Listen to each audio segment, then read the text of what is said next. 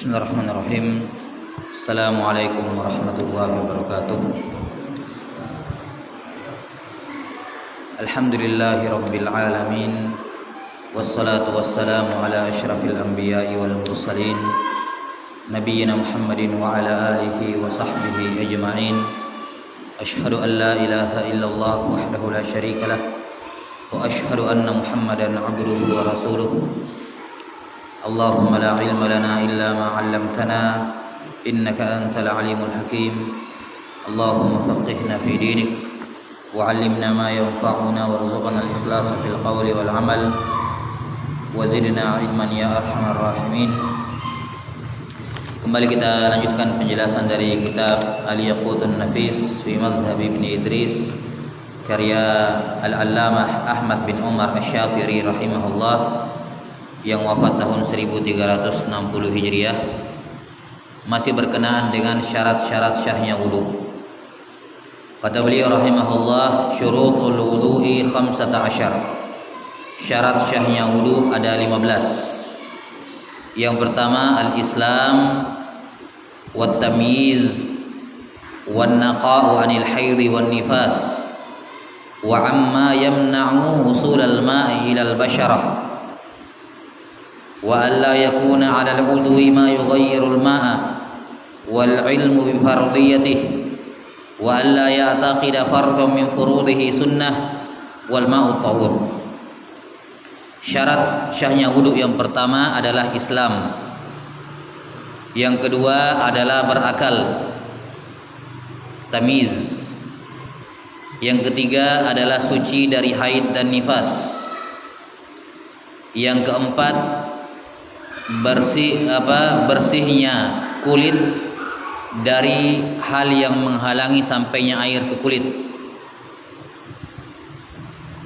Yang kelima, tidak boleh ada pada anggota wudu atau anggota tubuh kalau dia mandi junub hal yang bisa merubah sifat-sifat air.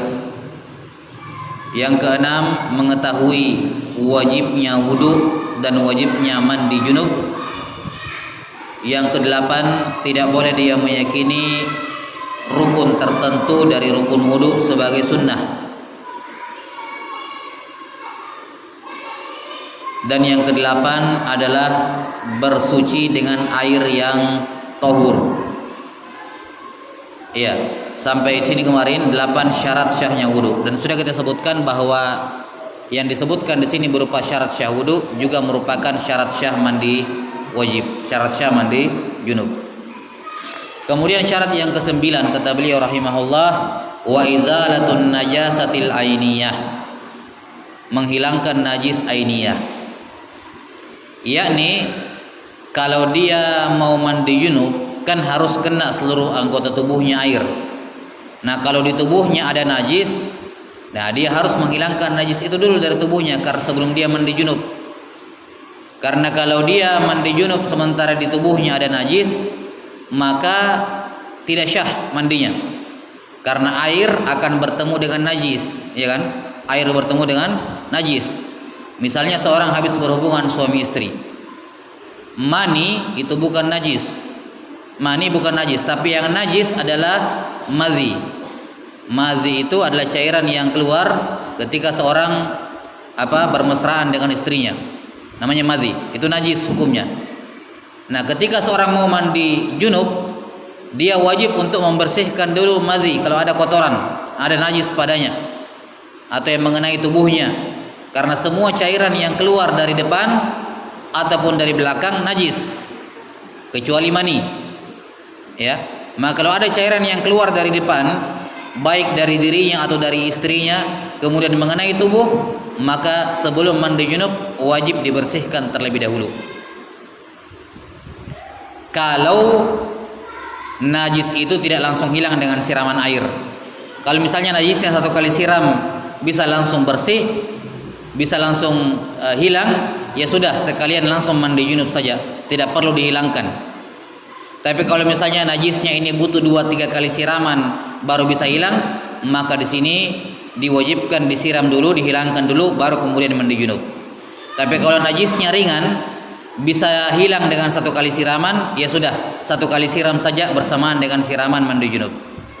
Demikian pula kalau dia mau wudu. Kalau dia mau berwudu, ya, kalau pada anggota wudunya yang 4 ini ada najis, maka dia harus hilangkan dulu. Misalnya dia mau berwudu, sementara di tangannya atau di kakinya ada najis, maka di sini dia jangan berwudu kecuali apa? Hilangkan dulu najis tersebut dari anggota wudunya. Dia hilangkan dulu, baru kemudian dia berwudu. Itu kalau najisnya tidak hilang dengan satu kali siraman. Tapi kalau najisnya bisa hilang satu kali siraman, maka sekalian disiram bersamaan dengan wudu, tidak ada masalah. Misalnya ada kencing di tangannya, ini kan kencing satu kali siram langsung hilang ya, tidak tinggal dia. Maka di sini dia bisa berwudu tanpa menghilangkan dulu kencing tersebut, tapi nanti dia hilangkan bersamaan dengan mencuci tangan sampai siku. Bisa. Karena satu kali siram langsung hilang, tidak ada masalah. Tidak ada apa? Tidak ada masalah. Tapi kalau misalnya najisnya ini tidak bisa hilang dengan satu kali siraman, maka wajib disiram khusus terlebih dahulu, dibersihkan sampai hilang najisnya, baru kemudian dia mulai berwudu. Ya. Ingat, ini kalau najisnya berada pada anggota wudu. Tapi kalau najisnya bukan pada anggota wudu, maka tidak wajib menghilangkannya. Sunnah. Dalam artian nanti bisa bukan syarat wudu ya. Kalau misalnya najisnya ada di betisnya. Betis itu bukan anggota wudu, tidak wajib dicuci betis. Maka dia bisa berwudu dulu sempurna, setelah berwudu baru dia siram najis yang ada di betisnya. Tidak ada masalah. Ya, karena najisnya bukan terdapat di anggota wudunya. Jelas? Wallahu a'lam bissawab. Kata beliau, wa izalatun najasatil ainiyah, menghilangkan najis yang masih ada zatnya di situ. Kemudian yang ke-9, jaryul ma'i ala jami'il udwi, mengalirkan air ke seluruh anggota tubuh. Ini sudah berlalu juga ya.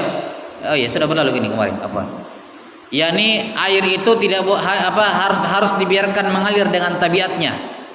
Kita dorong airnya yang membasahi, bukan sekedar tangannya lembab kena air kemudian dibasah-basahi.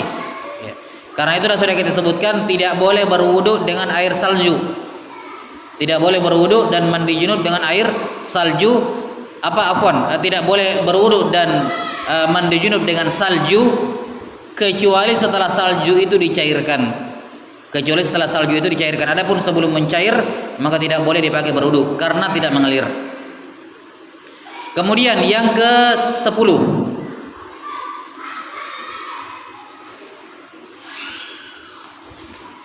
yang ke-11, 8, 9, 10, 11.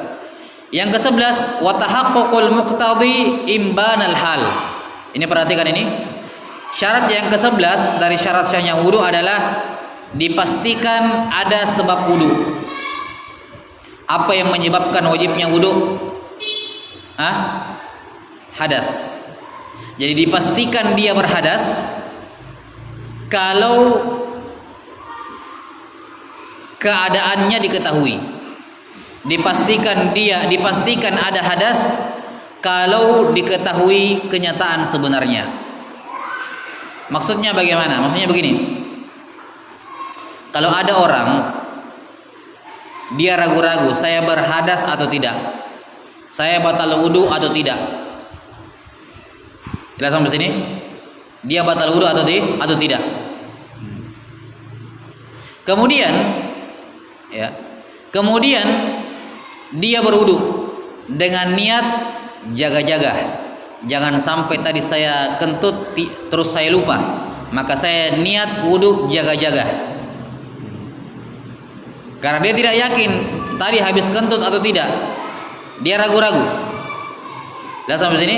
Yang dia ingat, saya tadi berwudu, saya ingat berwudu, tapi saya ragu-ragu, saya tadi sempat kentut atau tidak. Jangan sampai saya tidak rasa. Ya. Akhirnya apa? Dia berwudu untuk jaga-jaga. Untuk apa? Jaga-jaga. Nah, setelah dia berwudu untuk jaga-jaga, jelas sampai sini. Setelah dia berwudu untuk jaga-jaga, ternyata setelah berwudu dia baru ingat bahwa ternyata tadi dia betul kentut. Oh, saya baru ingat, saya tadi kentut, atau saya tadi dari buang air, saya baru ingat. Maka dalam keadaan seperti ini wudu yang tadi tidak syah. Wudu yang tadi tidak syah. Dia harus ulang wudunya. Kenapa? Karena muqtadinya, yakni sebab wudunya yaitu hadas, belum pasti ketika itu. Belum pasti ketika itu. Walaupun setelahnya ternyata betul berhadas. Jelas sampai sini? Walaupun setelahnya ternyata betul berhadas, tapi ketika dia berwudu, hadasnya belum jelas, belum tahakkuk al-muqtadi, belum pasti sebab wudunya, yakni hadas. Saya ulangi bentuknya, ada orang sudah berwudu, atau walaupun belum berwudu, dia ragu-ragu lah, saya ini ada wudu atau sudah batal wudu, ragu-ragu dia. Saya ini masih ada wudu atau sudah batal wudu. Akhirnya dia wudu untuk jaga-jaga, ihtiyat. Dia bilang, saya wudu ini niatnya jaga-jaga, jangan sampai tadi saya batal wudu. Nah, setelah dia berwudu jaga-jaga ini, belakangan dia tahu bahwa ternyata betul dia berhadas. Maka yang seperti ini tidak syah wudunya tadi. Kalau dia sempat sholat pakai wudu yang tadi, dia harus mengulangi wudu dan sholatnya. Kalau dia sempat sholat dengan menggunakan wudu jaga-jaga tadi, maka dia wajib mengulangi wudunya dan mengulangi sholat yang dia pakai, yang dia sholat dengan wudu tadi yang jaga-jaga. Jelas sampai sini? Beda kalau dia wudunya jaga-jaga, kemudian sampai seterusnya tidak jelas, dia tidak tahu sebenarnya kenyataan sebenarnya apa, saya wudu tadi atau tidak, saya batal atau tidak, dia tidak tahu. Tadi dia wudunya jaga-jaga, tapi sampai setelahnya dia tidak tahu, tidak jelas, ya, apakah saya betul berhadas atau tidak. Maka yang seperti ini wudu jaga-jaganya syah. Wudu jaga-jaganya syah. Niat dia wudu untuk jaga-jaga, syah wudunya dan syah sholatnya yang dibangun di atas itu. Perhatikan bedanya.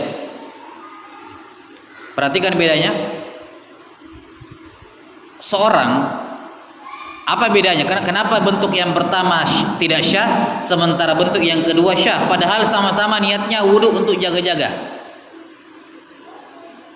Alasannya, karena seorang itu dibolehkan beramal dengan dugaan besar. Lihat sampai sini. Seorang kalau dia tidak yakin, dia boleh membangun amalannya di atas dugaan besar. Sekarang saya ini sudah wudu, ya. Kemudian saya menduga saya berhadas, tapi ini hanya dugaan besar. Ragu-ragu saya, apakah saya batal wudunya atau tidak? Tapi ada keraguan-raguan saya batal. Maka di sini saya boleh berwudu dengan niat jaga-jaga, boleh. Jelas sampai sini? Tapi perhatikan, kalau kemudian belakangan ternyata betul wudu saya batal, maka berarti saya tadi berwudu dalam keadaan belum pasti sebabnya. Karena itulah batal wudunya, tidak syah. Karena syarat syah wudu adalah dia harus pastikan sebab wudu, dia harus pastikan hadas itu ada. Nah, ketika dia berwudu, dia tidak yakin sebab hadas itu ada. Nah, kalau ini terus berlangsung, tidak jelas kenyataannya yang mana, maka tidak ada masalah, aman. Tapi kalau belakangan setelah berwudu terbukti bahwa dia betul-betul berhadas, berarti dia tadi berwudu dalam keadaan belum pasti hadasnya, dan itu membatalkan wudunya. Jadi kalau ada yang bertanya begini, apa niatnya berwudu dengan niat, apa hukumnya berwudu dengan niat jaga-jaga? Kita katakan syah. Selama tidak ketahuan setelahnya bahwa dia betul berhadas. Kapan setelah dia berwudu jaga-jaga ketahuan setelahnya bahwa dia berhadas, maka wudunya jadi tidak syah. Selama dia tidak tahu bahwa saya batal atau tidak, selama dia belum memastikan bahwa wudu saya batal, maka wudu jaga-jaganya tetap syah. Jelas sampai sini? Ini perlu diperhatikan lebih jauh. Jadi saya lagi, kesimpulan hukum orang yang berwudu untuk jaga-jaga saya batal tadi, saya wudu saja, jaga-jaga, maka kita katakan niatnya wudunya ini syah, tidak ada masalah. Wudunya syah. Kapan syah? Selama tidak dipastikan dia berhadas tadi. Selama tidak bisa dipastikan bahwa ternyata dia berhadas. Selama tidak dipastikan maka wudunya aman. Tapi kapan setelah dia berwudu baru dia yakin bahwa oh saya ingat ternyata betul tadi saya batal wudu, maka di sini wudu yang dikerjakan tadi batal, dia harus ulang. Jelas? Ya, ini kesimpulan berkenaan dengan hukum orang yang berwudu dengan niat jaga-jaga. Baik. Berikutnya, walaupun kalau kita berbicara mengenai apa yang dilakukan oleh orang yang ragu-ragu, kalau dia ragu-ragu apakah dia batal wudunya atau belum, maka dia memilih yang meyakinkan. Yang kamu yakin apa? Yang kamu tadi ingat apa? Yang kamu pastikan kamu lakukan apa?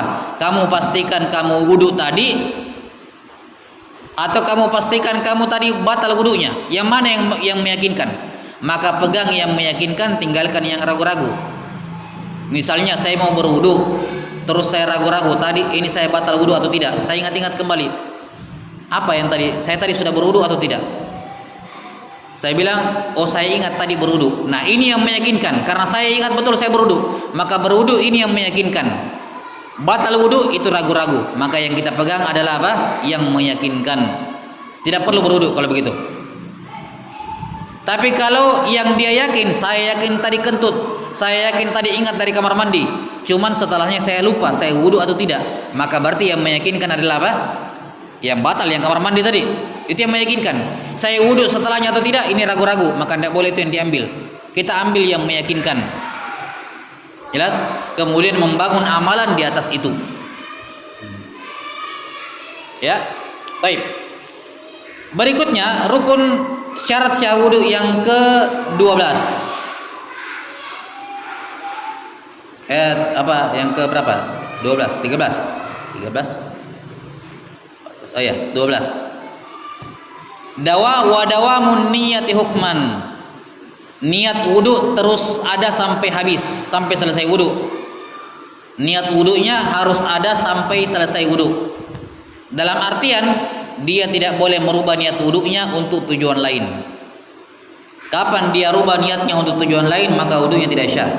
Misalnya dia berwudu di awal wudu, ya, setelah usap kepala,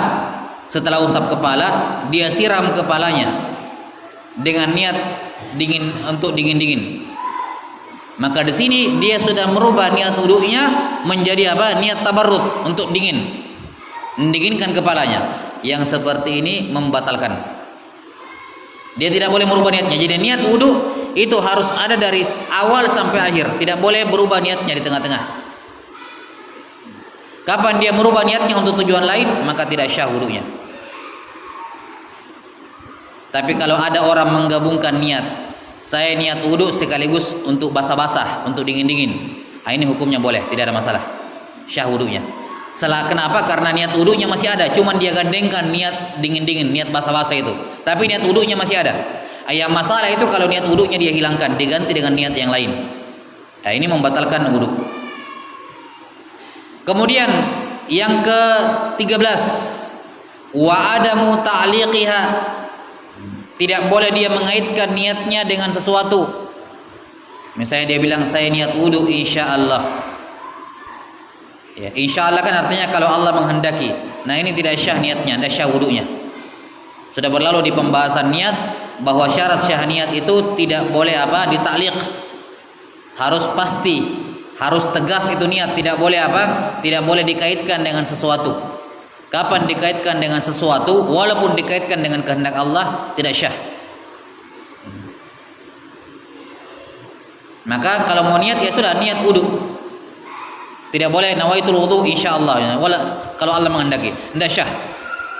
Ya. Kemudian yang ke-14, yang ke-14 dan ke-15 ini syarat tambahan. Perhatikan, 13 syarat ini semua berlaku untuk orang yang sehat dan orang yang sakit. 13 syarat yang telah berlalu ini berlaku untuk orang sehat dan orang sakit. Orang sakit yang dimaksud dalam bab wudu, dalam bab ini adalah orang yang hadasnya keluar terus-terusan. Seperti orang yang salasil baul, kencingnya netes-netes terus karena ada kebocoran pada kantong kemihnya. Akhirnya netes-netes terus, tidak berhenti-berhenti. Atau ada perempuan yang habis melahirkan, dalam keadaan ya setelah melahirkan, misalnya keluar angin terus dari depan, sering keluar angin dari depan perempuan, dan itu keluar terus, tidak ada waktu, tidak bisa ditahan, keluar. Setiap kali ruku keluar, setiap kali sujud keluar gitu. Mungkin kalau dalam kondisi normal dia berdiri tidak keluar, tapi pas ruku pasti keluar, selalu pas ruku, pas sujud pasti keluar. Ini berarti hadasnya apa? Hadasnya terus-terus. Atau perempuan yang istihadhah, yang keluar darah terus-terus lebih dari 15 hari. Keluar darah terus-menerus lebih dari 15 hari. Maka yang seperti ini ada 2 syarat tambahan bagi mereka. Dari 13 syarat ini berlaku untuk orang sehat dan orang sakit. Orang sakit adalah orang yang hadas terus-menerus. Nah, untuk orang sakit syaratnya ada 15, ada 2 tambahan. Jadi kalau untuk orang sehat syarat syah wudunya cuma 13. Sementara orang sakit syarat syah wudunya ada 15. 2 yang terakhir tambahan khusus untuk orang sakit. Yang pertama, wadukhulul waqt, masuknya waktu. Nah, untuk orang yang sakit-sakitan kayak tadi, yang hadasnya keluar terus tidak berhenti-berhenti, dia tidak boleh wudu, tidak boleh mandi junub kecuali setelah masuknya waktu. Kenapa? Karena toharoh bagi orang yang sakit seperti itu sifatnya toharoh darurat. Kenapa toharoh darurat? Karena toharohnya tidak mengangkat hadasnya, karena hadasnya keluar terus di bawah. Berarti wudunya kan kayak tidak ada gunanya karena keluar terus di bawah. Berarti toharohnya, wudunya itu konteksnya darurat saja. Dan semua yang namanya darurat tidak boleh dilakukan kecuali dalam keadaan terjepit. Ya, ad-daruratu tuqaddaru biqadariha. Yang namanya darurat dikerjakan sesuai dengan kebutuhan. Sementara sholat nanti dibutuhkan ketika sudah masuk waktu. Kalau begitu belum ada darurat sebelum masuknya waktu. Maka orang yang hadasnya terus menerus nanti syah wudunya kalau sudah masuk waktu. Contoh, di masjid sudah bunyi salawat, tapi belum masuk waktu zuhur. Perempuan mustahadhah ini atau orang yang kencing terus-terus ini, dia berwudu memang, padahal waktu sholat belum masuk. Nah, seperti ini wudunya tidak syah. Nanti setelah azan dia wajib wudu ulang. Nah, sampai sini dia wajib apa? Berwudu ulang. Jadi berwudunya dia harus setelah masuk waktu.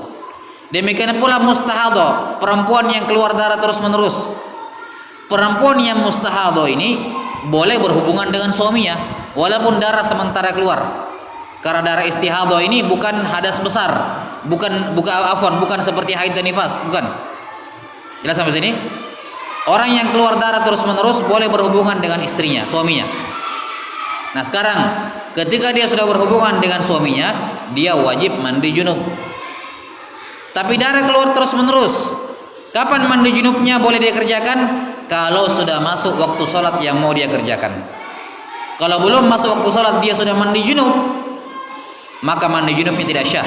Kapan masuk waktu dia wajib mengulangi mandi junubnya. Dalam sini wajib mengulangi mandi junubnya. Kenapa? Dia orang sakit, dan orang sakit toharohnya harus setelah masuk waktu, tidak boleh sebelum masuk waktu. Karena ini toharoh darurat, dan darurat hanya dilakukan sesuai dengan kebutuhan. Dan sholat dibutuhkan setelah masuk waktu. Jelas? Kemudian syarat yang ke-15 yang terakhir, syarat ini juga hanya berlaku untuk daimul hadas, orang yang hadasnya terus menerus. Kata beliau wal muwalatu li daimil hadas. Muwala itu artinya beriringan. Habis kerjakan ini langsung itu, sebelum keringnya anggota sebelumnya. Maka perempuan yang mustahadhah, demikian pula orang yang kencingnya terus menerus, itu wudunya tidak boleh dipisah-pisah, harus beriringan.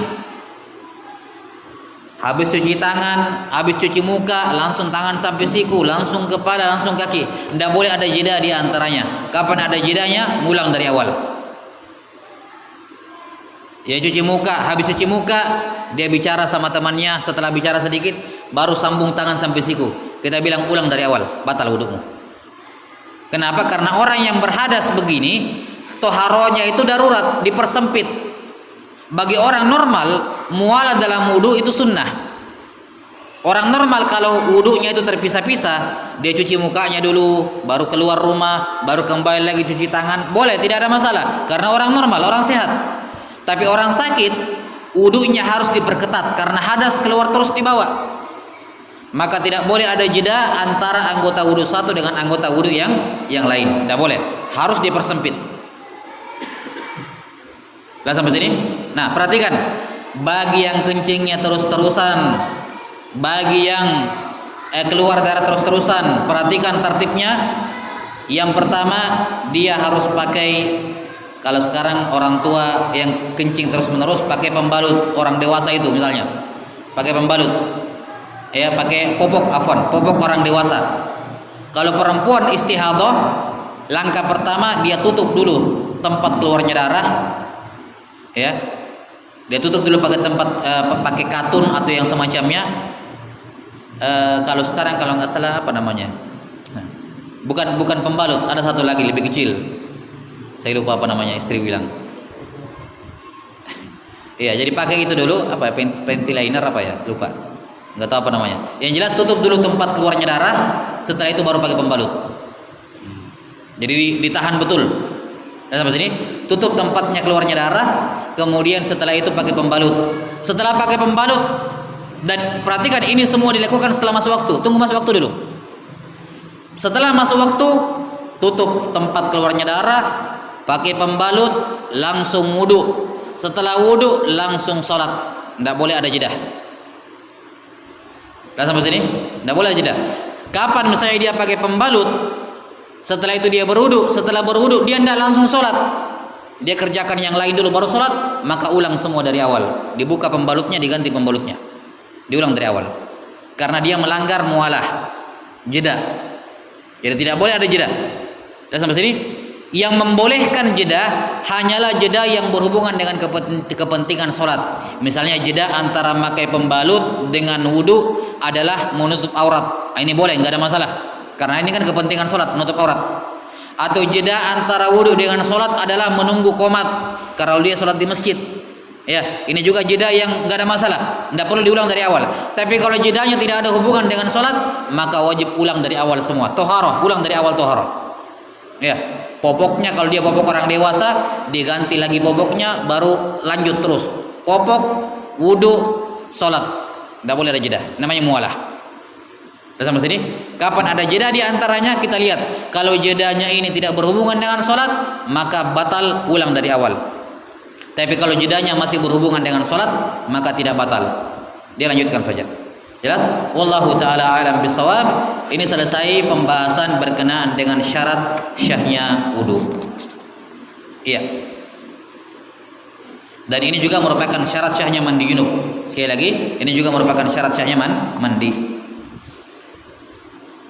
Selanjutnya qala rahimahullahu taala sunanul wudu. Sunnah wudu. Kata beliau rahimahullah, sunanul wudu katsirah. Minha, sunnah wudu ada banyak. Di antaranya 1, 2, 3, 4, 5, 6, 7, 8, 9, 10, 11, 12, 13, 14. Beliau akan sebutkan 14 sunnah wudu. Jumlahnya banyak kalau sunnah wudu. Sebagian menyebutkan sampai 60. Sampai 60 sunnah dalam wudu. Di sini beliau menyebutkan 14. Sunnah wudu artinya kalau ditinggalkan ya tidak ada masalah wudunya. Ya, tidak ada masalah wudunya. Tinggal pembahasan makruh wudunya itu saja. Kalau ditinggalkan sunnah ya makruh wudunya. Tapi tidak batal, tidak ada masalah. Tidak batal dan tidak berdosa. Cuman wudunya makruh. Sunnah wudu ada banyak. Minha diantaranya, yang pertama as-siwak. Yang pertama adalah apa? Siwak. Siwak, yang dimaksud dengan siwak sebagai sunnah wudu adalah perbuatan membersihkan gigi. Perbuatan membersihkan apa? Membersihkan gigi. Apapun alat yang dipakai, mau pakai kayu siwak, mau pakai sikat gigi, mau pakai apa misalnya kain, ya, mau pakai kain, mau pakai benang, intinya apa? Intinya ada alat yang dipakai untuk membersihkan gigi, itu siwak. Adapun membersihkan gigi dengan jari itu tidak dikatakan siwak karena jari ini bukan alat asalnya, jadi harus pakai alat. Sampai sini. Kemudian membersihkan gigi dengan obat kumur-kumur semacam Listerine dan semacamnya itu tidak dianggap siwak. Sampai sini, itu tidak bisa menempati posisi siwak karena ada menggosok, sementara itu tidak menggosok. Ya, kumur-kumur kan ya kayak kumur-kumur, tidak dikatakan menggosok. Ya. Jelas? Maka berkumur-kumur dengan obat kumur-kumur itu tidak dianggap siwak. Jadi siwak adalah amalan membersihkan gigi dengan menggunakan alat tertentu. Alat untuk bersiwak itu macam-macam, tapi yang paling afdol dengan menggunakan kayu arak. Ya. Kayu arak, kayu siwak kan sudah biasa lihat kan? Ini kayu arak seperti ini. Iya. Ini yang paling afdol. Kalau tidak ada kayu arak, maka paling afdol adalah pelepah korma, daun korma. Itu di urutan nomor 2. Yang paling afdal. Yang ketiga pakai kayu zaitun. Ya, di urutan nomor 3, zaitun. 6. Saya lupa yang keempat, yang kelima ya pokoknya pakai bahan apa saja. Mau sampai dia pakai benang atau kain boleh. Itu termasuk siwak. Karena intinya siwak adalah perbuatan membersihkan gigi. Taib. Siwak ini termasuk sunnah wudu. Sunnah wudu. Tapi tempatnya dia sebelum wudu. Makanya beliau sebutkan pertama apa? Siwak. Jadi siwak sebelum membaca basmalah, sebelum wudu. Siwak. Maka siwak ini sunnah wudu, tapi tempatnya dia sebelum wudu. Belum masuk wudu kita sudah mengerjakan sunnah wudu. Ini sama seperti salam yang kedua dalam sholat. Salam yang kedua dalam sholat itu sunnah dan dia tempatnya di luar sholat. Kita kan kalau sudah salam pertama sudah selesai sholat kan, maka salam yang kedua ini tempatnya sudah di luar sholat, bukan di dalam sholat lagi. Nah, sama seperti siwak. Siwak itu sunnah wudu tapi tempatnya di luar wudu. Karena itulah dia hanya akan mendapatkan pahala sunnah wudu kalau dia bersiwak dengan niat sunnah wudu. Kalau dia sekedar sikat gigi biasa baru berwudu, ya enggak dapat pahala. Tapi kalau dia menyikat giginya atau bersiwak dengan niat sunnah wudu, maka dia mendapatkan pahala sunnah wudu. Ya, maka ini hal yang perlu ditambih, perlu diperhatikan. Karena siwak ini hukumnya sunnah muakkadah, hampir Nabi wajibkan. Laula an asyqa ala ummati la amartuhum bisiwak inda kulli shalah. Seandainya tidak memberatkan umatku, aku akan perintahkan mereka, yakni wajibkan siwak sebelum sholat. Seandainya tidak memberatkan, jadi hampir diwajibkan. Menunjukkan ini amalan yang sangat ditekankan, membersihkan gigi ini, membersihkan gigi dan mulut. Karena itulah seorang harus disunnahkan menghadirkan niatnya ketika menyikat giginya dengan siwak atau dengan yang lain, terserah bahannya, terserah alatnya. Tapi kalau dia ingin mendapatkan pahala sunnah wudu, dia niatkan itu sebagai sunnah wudu. Ya, wallahu taala alam bisawab. Taib azadil.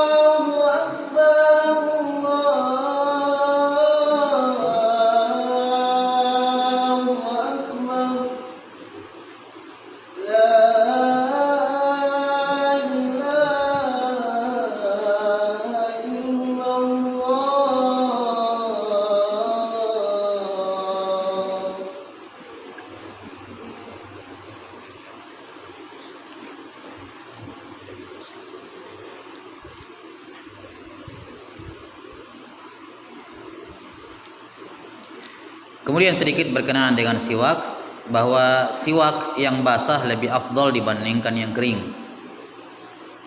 Ya, yakni walaupun tidak dibasahi.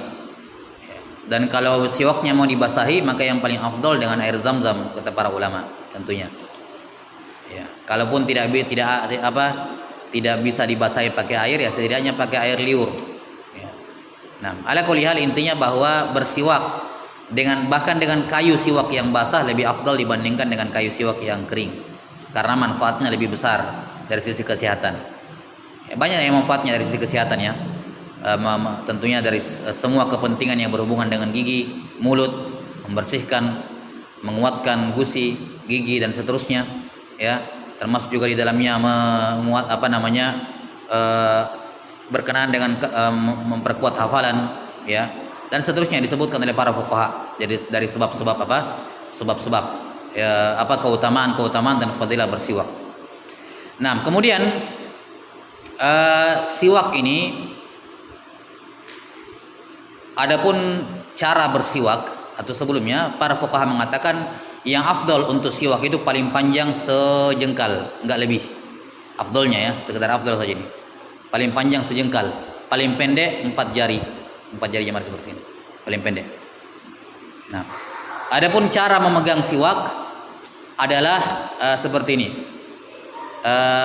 Jari kelingking di bawah, kemudian jari kelingking dan jempol di bawah, kemudian tiga jari yang lain di atas.